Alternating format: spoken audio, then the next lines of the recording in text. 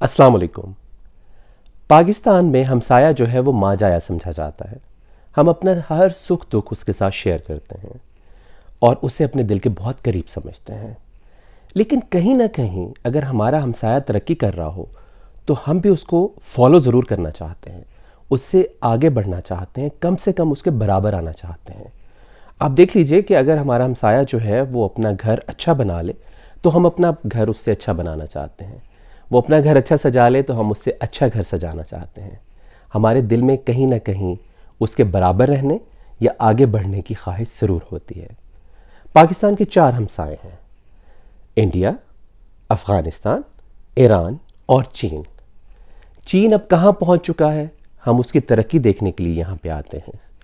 ایران جو ہے وہ پاکستان کے لحاظ سے بہت سی پابندیوں کے باوجود بھی بہت سے میدانوں میں آگے ہے۔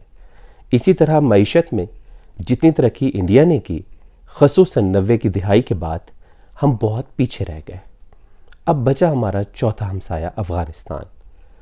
ہم نے اپنے 3 ہمسایوں سے تو معیشت میں، ترقی میں، ڈیولپمنٹ میں اتنی جو ہے وہ ریس نہیں لگائی، اتنا مقابلہ نہیں کیا، لیکن ہم نے افغانستان سے مقابلہ خوب کیا۔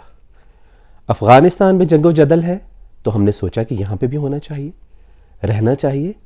وہاں پہ خانہ جنگی ہے تو ہم آپس میں لڑتے رہتے ہیں۔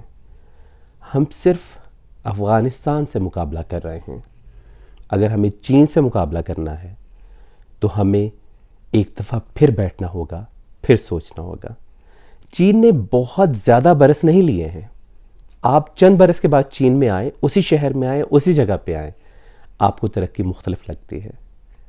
کم سے کم ہم اپنے ہمسایوں جتنی ترقی کرنے کی روایت جو ہے اس کو اپنا کر بہت سا آگے بڑھ سکتے ہیں۔